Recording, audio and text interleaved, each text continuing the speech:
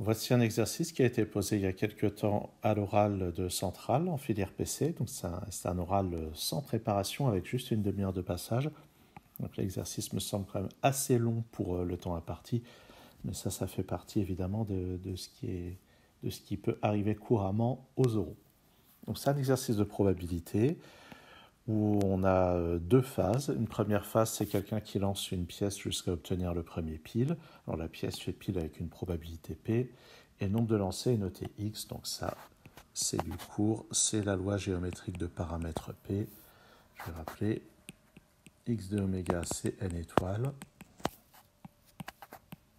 Et pour tout n dans n étoiles, la probabilité que X soit égal à n, c'est 1 moins P puissance n moins 1 fois P. C'est la probabilité de faire d'abord n-1 fois face, puis une fois P. Bien évidemment, il est sous-entendu ici que les lancers sont indépendants. L'hypothèse ne figure pas dans l'énoncé qui m'est parvenu, mais ça me semble être une hypothèse raisonnable, et de toute façon, sans cette hypothèse, on ne peut pas faire grand-chose. Et l'histoire ne s'arrête pas là. Donc une fois que la première personne a lancé la pièce et a obtenu pile au bout d'un certain nombre de lancers, on a une deuxième personne qui reprend la pièce et qui la lance autant de fois que la première personne. Et le nombre de lancers ayant donné pile est à ce moment-là noté Y. Et on demande d'abord les univers images. L'univers image de X, c'est n étoile, c'est déjà connu. Et l'univers image de Y, eh bien, c'est n tout entier. Alors pourquoi ? Eh bien, ce qui se passe, c'est que donc, X prend des valeurs arbitrairement grandes, et Y est obtenu en comptant le nombre de succès lors de ce nombre arbitrairement grand de tentatives. Donc le nombre de succès est arbitrairement grand, et il peut descendre à 0, puisqu'il est tout à fait possible pour la deuxième partie de l'expérience que la pièce donne toujours face. Et puis évidemment, toutes les autres valeurs entre les deux sont possibles. Donc ça, c'est pour les univers images. L'essentiel de l'exercice, ça va être la détermination de la loi de Y, ce qui va faire quand même pas mal de calculs. Et là, il y a une question à la fin, est-ce que l'espérance de Y est finie ? Celle-là, on va déjà pouvoir y répondre, puisque par construction, Y est à valeur positive et à valeur majorée par grand X, c'est-à-dire que quel que soit le résultat de l'expérience, Y va de toute façon être majoré par grand X. Grand X, on le sait, est d'espérance finie, son espérance vaut 1 sur P. Donc par domination, on peut en déduire que l'espérance de Y, d'une part, est positive. De toute façon, l'espérance de Y a bien un sens puisque Y est une variable aléatoire positive, et elle est majorée par l'espérance de X qui elle-même vaut 1 sur P. Donc oui, l'espérance de Y est finie. Et je propose même qu'on devine quelle est sa valeur, et à vrai dire, à la fin de cette vidéo, j'ajouterai le calcul de l'espérance de Y par deux méthodes, mais j'aimerais qu'on devine quelle est cette espérance en raisonnant de manière un petit peu intuitive. On sait que la deuxième personne lance la pièce autant de fois que la première personne, donc en moyenne, on doit s'attendre à ce qu'elle fasse pile autant de fois que la première personne, et il se trouve que la première personne dans l'expérience fait pile exactement une fois, donc il me semble que intuitivement, l'espérance de Y devrait valoir 1.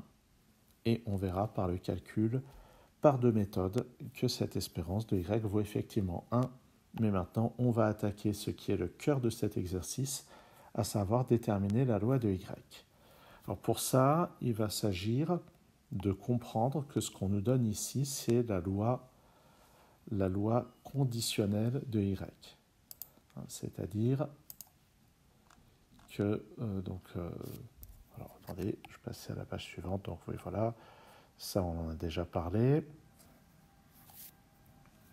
Donc quand on sait que x vaut n, c'est-à-dire quand on se place dans la situation où la première partie de l'expérience a nécessité n et c, ça signifie que la deuxième personne va lancer la pièce n fois, et on compte le nombre de pistes, c'est-à-dire le nombre de succès.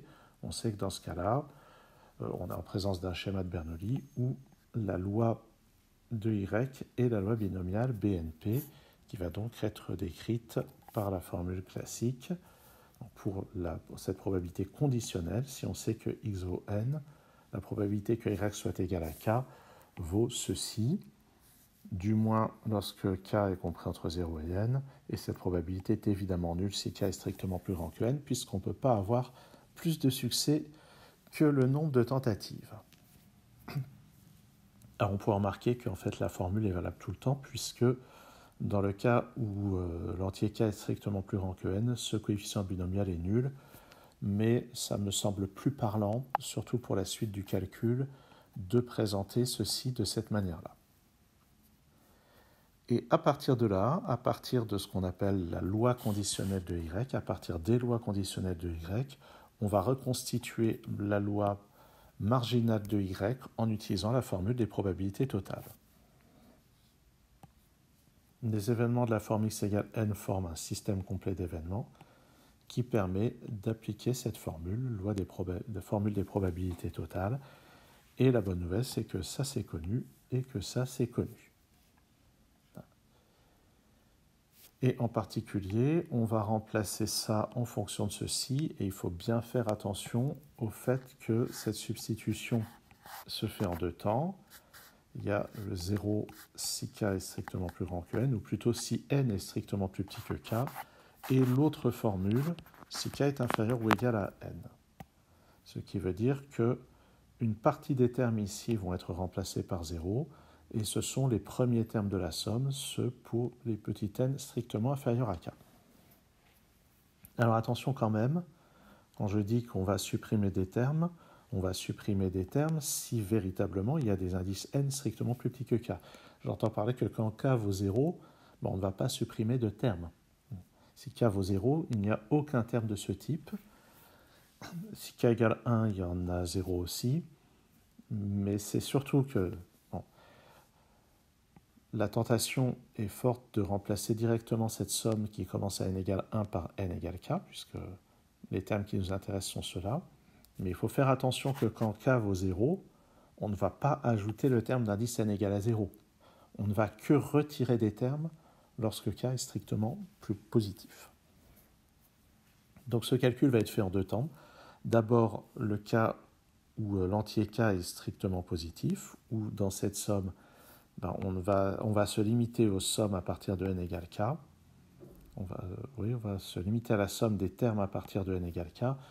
Et on traitera dans un deuxième temps le calcul lorsque k vaut 0, auquel cas la somme commencera quand même à l'indice 1.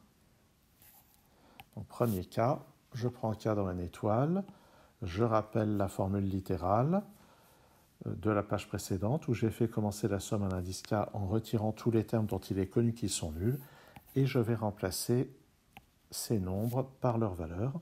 Donc ici, valeur issue de la loi binomiale, et ici, valeur issue de la loi géométrique.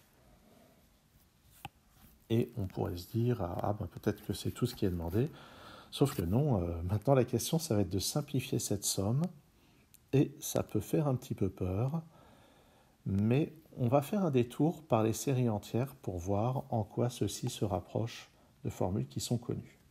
Le fait d'avoir une somme qui commence à l'indice k, ça peut rappeler ce qui se passe avec des séries entières quand on effectue des dérivations successives. Le fait d'avoir quelque chose avec un exposant n-k aussi devrait faire penser à ça. Donc faisons un détour par les séries entières. Donc je vais rappeler ce que donne la dérivation terme à terme. Donc je vais prendre une fonction développable en série entière sur un intervalle de la forme -r ouvert. Donc j'introduis un développement en série entière. Et je rappelle qu'un théorème classique sur les séries entières permet de dériver terme à terme autant de fois qu'on veut. Quand on calcule f', on va obtenir somme des n à n x puissance n-1, en faisant attention que le premier terme dans l'expression de f est un terme constant, donc sa dérivée est nulle, et pour cette raison, en général, on fait commencer la somme à l'indice 1, pour éviter de faire apparaître des exposants strictement négatifs. Et on peut continuer, on peut réitérer ce processus. À l'étape suivante, on va avoir n-1 à n x puissance n-2. La somme va commencer à l'indice 2, et ainsi de suite. Et si je dérive k fois, j'obtiens cette formule, où la somme commence à l'indice k parce qu'en fait, tous les termes depuis x puissance 0 jusqu'à x puissance k-1 ont une dérivée km qui est nulle. Et pour les autres termes de la forme x puissance n, la dérivation d'ordre k a fait descendre les exposants successifs n, n-1, etc. jusqu'à celui-ci. Et voici donc une expression de la dérivée d'ordre k. Et vous vous demandez peut-être quel est le rapport avec ce qui précède. Le rapport avec ce qui précède, c'est qu'on était censé faire apparaître un coefficient du binôme k parmi n, et il s'agit de voir qu'on y est presque, puisque ce qui est là, c'est presque une factorielle. Ça n'est pas tout à fait la factorielle de n, c'est la factorielle de n à laquelle il manque la fin du produit. La fin du produit, ça part de n-k, on descend, n-k-1, etc. Et puis évidemment, on va jusqu'à 1. Autrement dit, ce qui est là, c'est le quotient factoriel n sur factoriel n-k, ce qui nous rapproche du coefficient binomial k parmi n. Il nous manque juste la factorielle de k au dénominateur. Et c'est donc en multipliant le numérateur par factoriel k qu'on arrive à ceci. Et cette formule, elle est sur la page suivante. La dérivation d'ordre n nous a fait apparaître donc, si on est parti de cette fonction f développable en série entière, ça nous fait apparaître la dérivée km sous cette forme. Et je rappelle donc, je vais mettre ça en regard de la formule qu'on avait jusqu'ici, la formule qu'on avait à calculer. Dans cette formule, je vais signaler que p puissance k, il peut être mis en facteur, il ne dépend pas de n. De même, le p qui est là, alors lui par contre, il dépend de n, mais ce qu'on va faire, c'est qu'on va mettre en facteur ce qui est à la puissance n-k pour pouvoir exploiter la formule précédente. Et ce qui va venir en facteur, c'est 1 moins p puissance k moins 1, qui va donc lui aussi être mis en facteur de cette somme de la manière suivante. Donc j'ai mis en facteur ici la partie qui ne dépend pas de n, et j'obtiens à ce moment-là une expression qui ressemble à la dérivée km de cette somme de série entière. Évidemment, factoriel k, lui aussi, va pouvoir être mis en facteur. Et il nous reste à choisir an. Il me semble que le choix logique pour an, ça va être 1. Surtout que pour le choix an égale à 1, la formule de départ, pour la fonction f, c'est somme dx puissance n, et ça c'est bien connu, c'est la somme géométrique 1 sur 1 moins x. Et cette fonction, on n'aura pas de difficulté pour calculer sa dérivée km.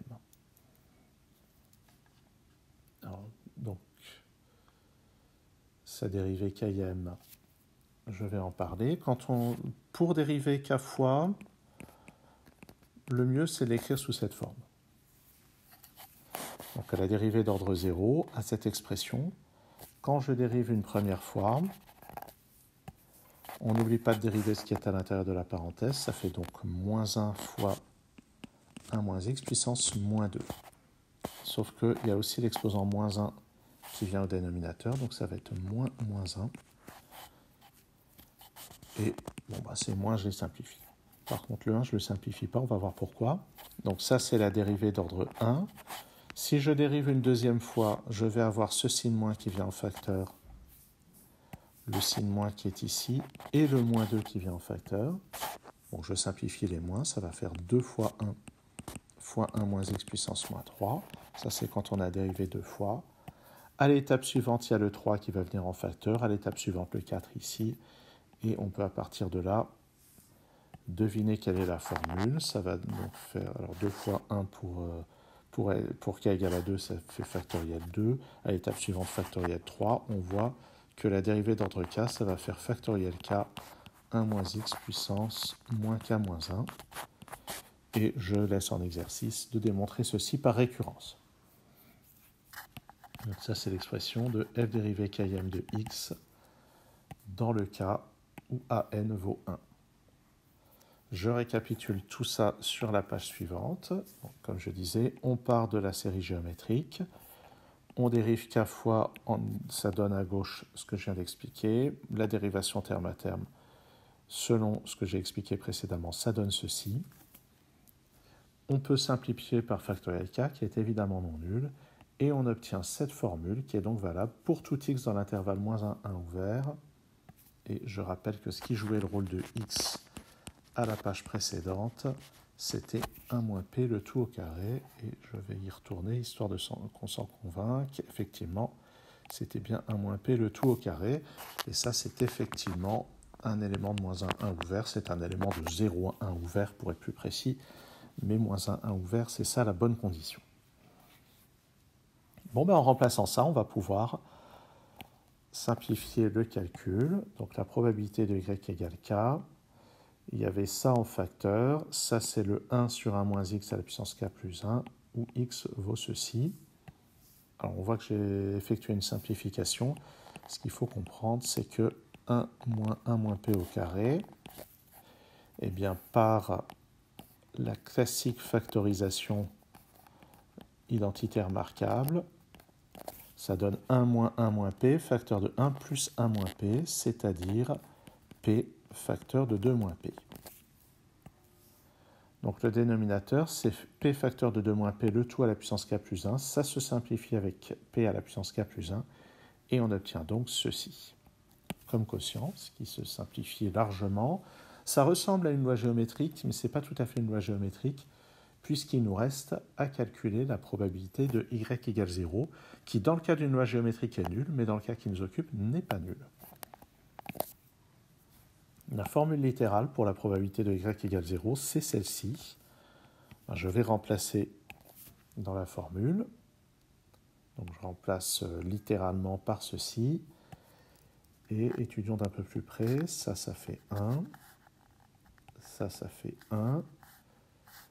Ça, c'est 1 moins p puissance n. Et là, on a... alors, qu'est-ce qu'on va avoir? On va avoir 1 moins p puissance 2n moins 1 fois p. C'est donc une banale somme géométrique dont la raison est 1 moins p au carré. La raison, c'est ce qui est à la puissance n. Et on peut calculer cette somme directement en mettant au numérateur le premier terme de la somme, celui pour n égale à 1. Ça fait donc 1 moins p facteur de p. Et au dénominateur, 1 moins la raison. Et la raison, encore une fois, 1 moins la raison ici. Le dénominateur, c'est p facteur de 2 moins p, comme on l'avait vu un peu plus haut. Enfin, un peu plus haut, je l'avais écrit là. Ça n'est plus à l'écran maintenant. Et après simplification, il reste ceci, ce qui n'est donc pas tout à fait la même formule. Il n'y a pas de formule uniforme pour ça et ça. Enfin, j'imagine qu'on pourra en trouver, mais je n'ai pas envie de me lancer là-dedans. À ce stade, donc la loi de y est complètement décrite. Et si on prend l'énoncé tel que je vous l'ai présenté au début de la vidéo, on a répondu à toutes les questions. Mais je vous propose qu'on passe au calcul de l'espérance de y. Comme je disais, l'intuition commande que ça doit être égal à 1, mais le calcul va nous le justifier. Donc lançons-nous dans le calcul. Donc, la formule littérale, c'est celle-ci. Le terme pour k égale à 0, il vaut 0. Et on va donc faire commencer la somme pour k égale à 1. Et les termes pour k égale à 1, pour k supérieur ou égal à 1 plutôt, et la probabilité, je l'ai remplacée par sa valeur. Ce qui va nous rappeler les formules obtenues par dérivation de la somme géométrique de tout à l'heure. Si on prend au départ 1 moins x, je vais y arriver, puissance moins 1, qui vaut la somme des x puissance n, ou ici je vais utiliser la lettre k plutôt. Quand on dérive terme à terme, ça donne ici 1 moins x puissance moins 2, et à droite, ça donne somme des k x puissance k moins 1. Ce que j'ai écrit ici. Donc là-dedans, on va faire en sorte de faire apparaître quelque chose de ce type. Donc je vais mettre en facteur 1 sur 2 moins p au carré pour avoir la somme des ici 1 moins p sur 2 moins p puissance k moins 1. Et ça va me permettre de calculer ceci en choisissant pour x cette valeur, 1 moins p sur 2 moins p. Donc cette chose en facteur. 1 moins x puissance moins 2. Et je vous laisse vous convaincre que ça, c'est 1 sur 2 moins p. Donc on a 1 sur 2 moins p puissance 2 fois 1 sur 2 moins p puissance moins 2, ça fait effectivement moins 1. Ça fait effectivement 1. Donc ce calcul, à partir de la loi de y, nous donne une espérance de y égale à 1, comme le commandait l'intuition. Et je vais vous proposer un autre calcul qui va être l'occasion de parler d'une formule qui n'est pas dans les programmes des classes prépa, mais qui aurait pu, qui est la formule de l'espérance totale. Alors, pour ça, je vais introduire une notation qui est ce qu'on appelle une espérance conditionnelle de y. Alors, une espérance conditionnelle relativement à un événement. Alors, il existe aussi un concept d'espérance conditionnelle relativement à une variable aléatoire, mais ça nous emmène vraiment trop loin du programme des classes qui sont concernées par les concours que j'évoque dans toutes ces vidéos. Donc, je rappelle que quand on écrit probabilité conditionnelle relativement à un événement, ça nous définit une nouvelle probabilité par rapport à la probabilité P d'origine. Et relativement à cette probabilité, on peut calculer l'espérance d'une variable aléatoire. En tout cas, on peut lorsque cette espérance a bien un sens, mais ici, y est à valeur positive, donc l'espérance a bien un sens.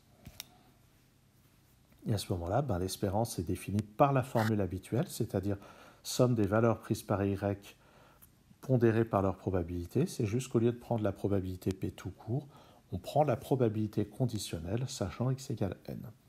Donc ça définit la probabilité, l'espérance de y pour cette loi conditionnelle. Et la formule littérale qui n'est pas dans les programmes de ces classes, mais qui existe et qui pourrait être posée en exercice d'ailleurs dans un oral, c'est celle-ci.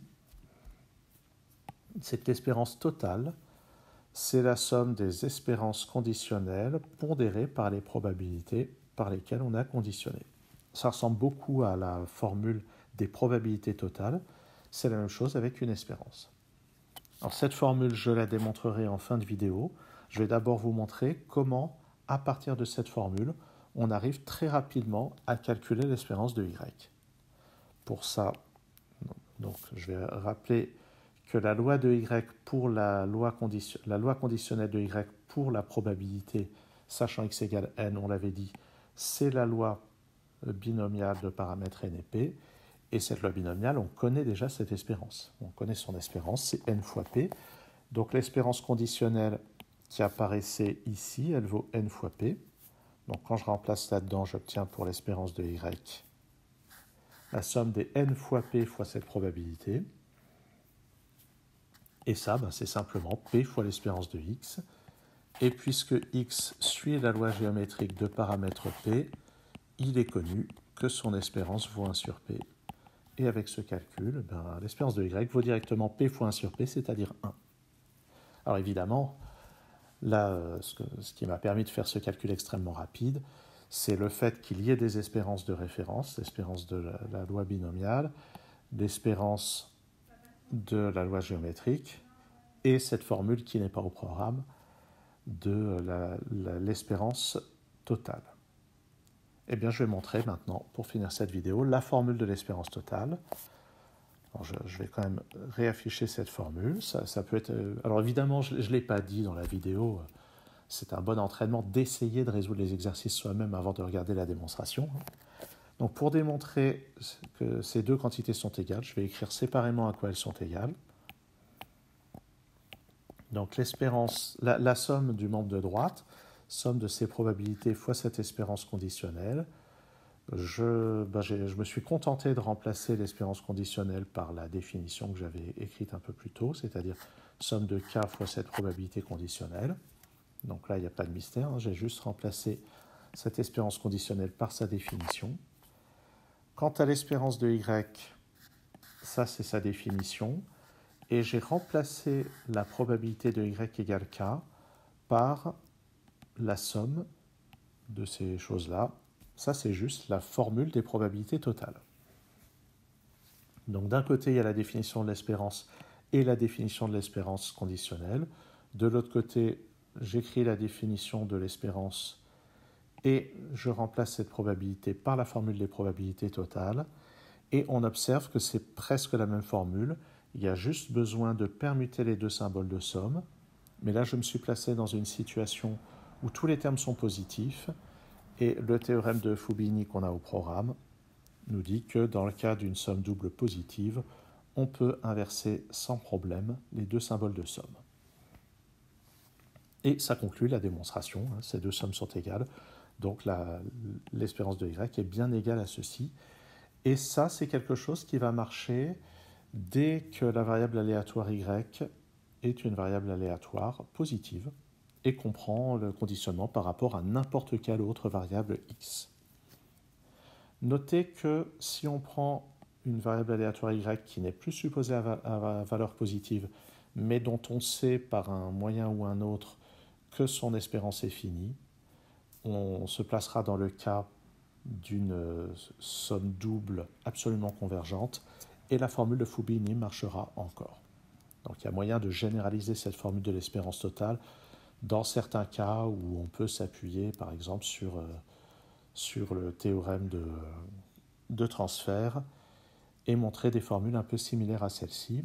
Et pour finir cette vidéo, je vais proposer un petit prolongement qui est une autre manière de résoudre l'exercice, c'est-à-dire d'utiliser la formule de l'espérance totale, cette fois non pas pour calculer l'espérance de y, mais pour calculer la fonction génératrice de y, c'est-à-dire de calculer, si on prend t, par exemple dans le segment 0,1, l'espérance de t puissance y par la formule de l'espérance totale, d'en déduire, donc, je ne vais pas faire le calcul, cette vidéo est déjà assez longue, je vous laisse en exercice de trouver donc, ce que vaut ceci, c'est un calcul qui peut être fait explicitement, d'en déduire un autre calcul de l'espérance, pardon, pas de l'espérance, mais de la loi de y dans un premier temps, et dans un deuxième temps, en utilisant cette formule qui est là pour l'espérance de y, dans le cas où la fonction génératrice est dérivable en 1, de retrouver le fait que cette espérance soit égale à 1. Merci d'avoir suivi cette vidéo.